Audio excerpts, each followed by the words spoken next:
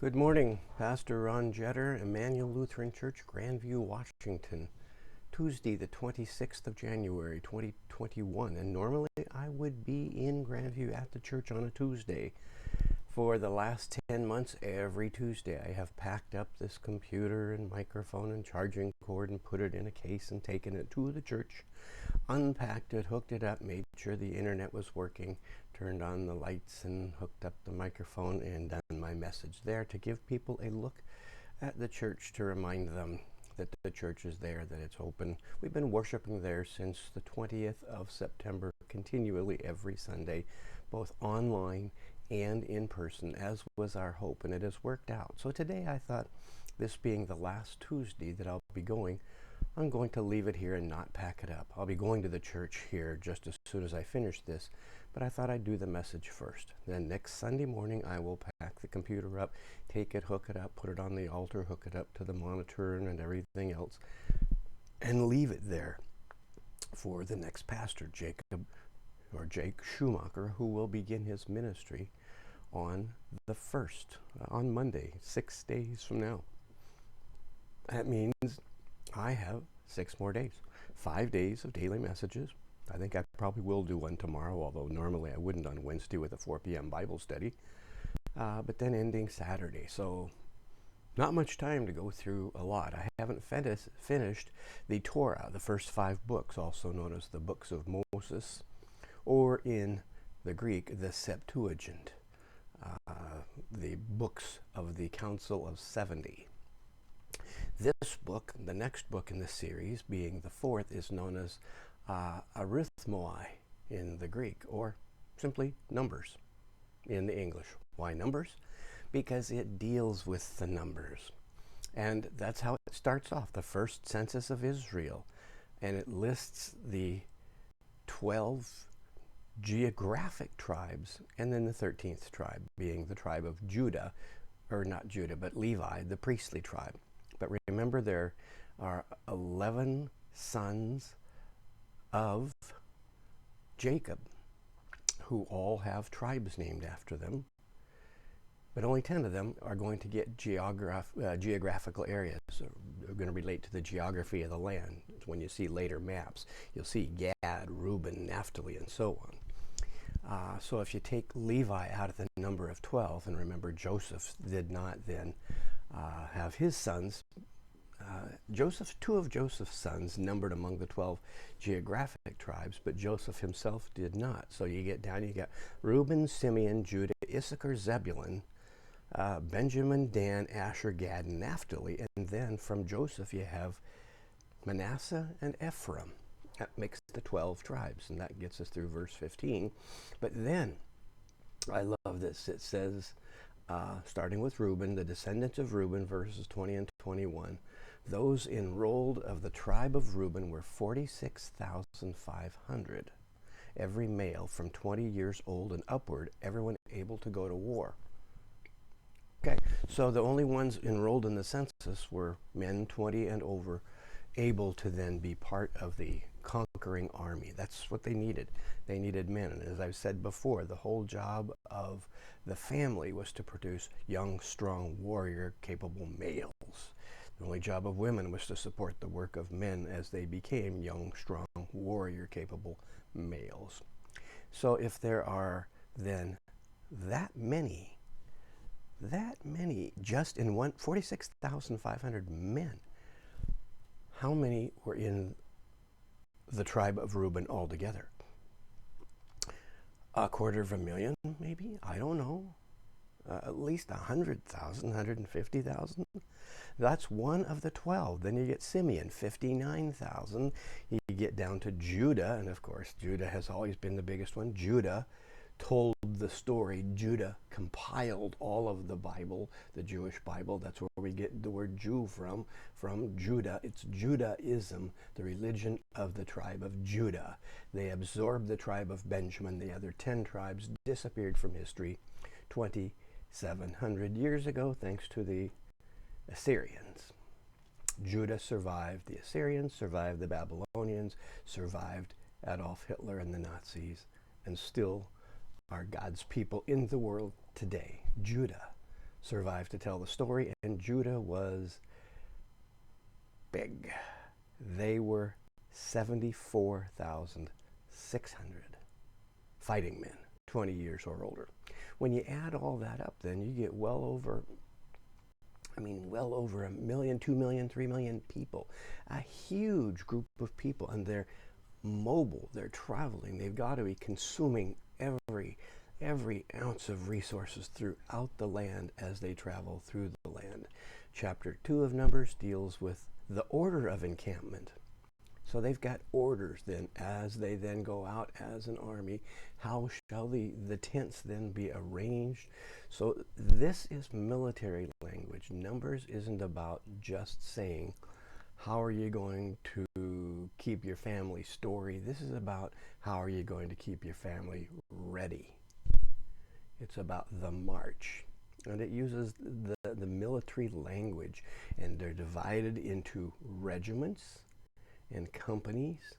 So they are organized according to military principles. They are getting ready to conquer the land.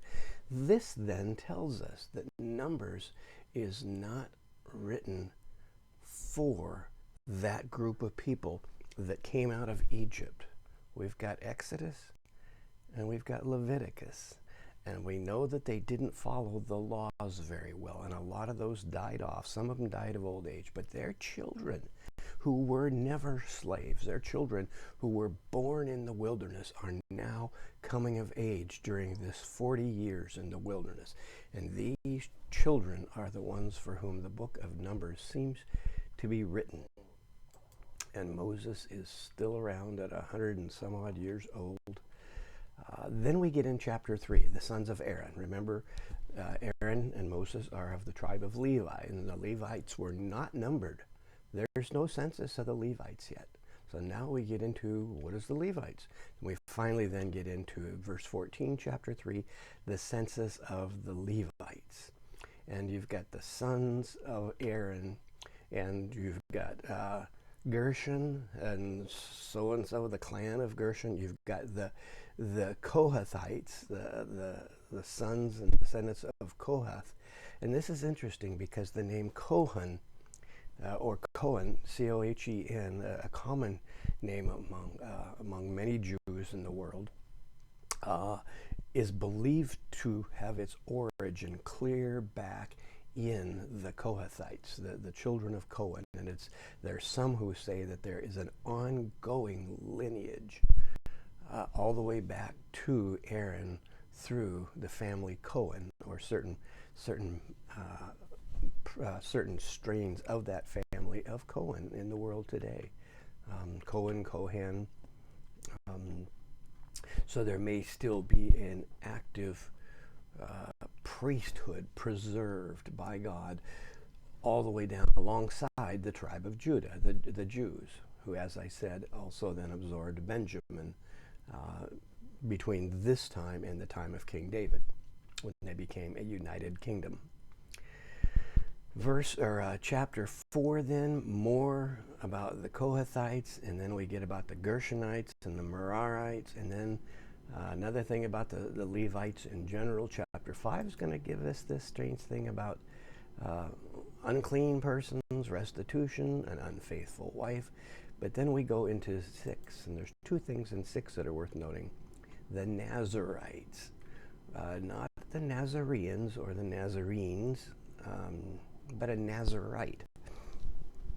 And there's been some confusion among Christians about Nazareans and Nazarites. A Nazarean is a person from the town of Nazareth, and the Nazarenes is a church movement in the United States that started in the 1830s among people who wanted to name themselves after the people who came from the town where Jesus was apparently raised, Nazareth of Galilee, and so they call themselves Nazareans, but it sometimes gets confused with Nazarite.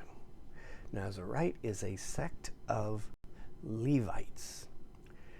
That is to say, they are of the priestly tribe of the descendants of Levi, the descendants of Aaron, brother of Moses. And this is interesting because verses 6, 1 through 4, They have a vow to separate themselves.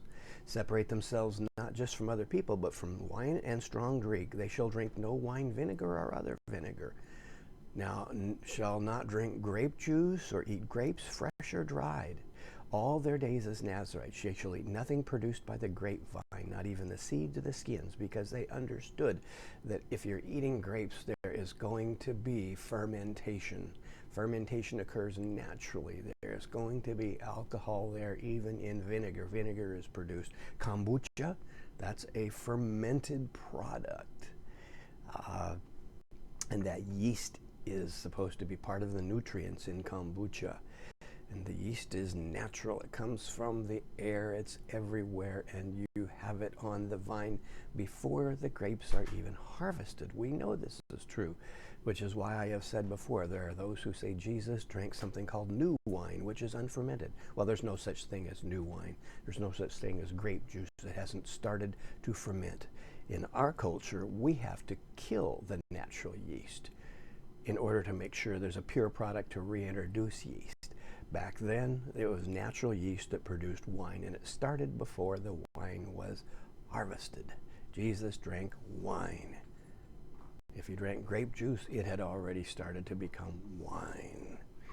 This idea that Jesus didn't drink, that he was somehow a Nazarite, is confused with him being a Nazarene, but the Nazarenes used kind of a strange logic to say, well, Jesus didn't drink, therefore we shouldn't drink. And a lot of American religions said, oh, we can't drink because Jesus didn't drink. Well, it's false logic. You're starting off with the assumption that alcohol is evil, therefore we have to work backward to make sure Jesus never drank. That's really doing harm to the biblical record all the way back, and it's doing harm to science. It's an ignorant thing to say that yeast is somehow going to operate everywhere in the world except for right around anything Jesus might eat. Yeah. Into this chapter, though, we have this last thing that I'll finish with, this thing that has entered our liturgical language. This is, 1,300 years before the time of Christ, and so 3,300 years, and we're still using these words. The Lord spoke to Moses, saying, speak to Aaron, to his sons, thus you shall bless the Israelites. You shall say to them, the Lord bless you and keep you. The Lord make his face to shine upon you and be gracious to you. The Lord lift upon his countenance upon you and give you peace. The benediction of Aaron.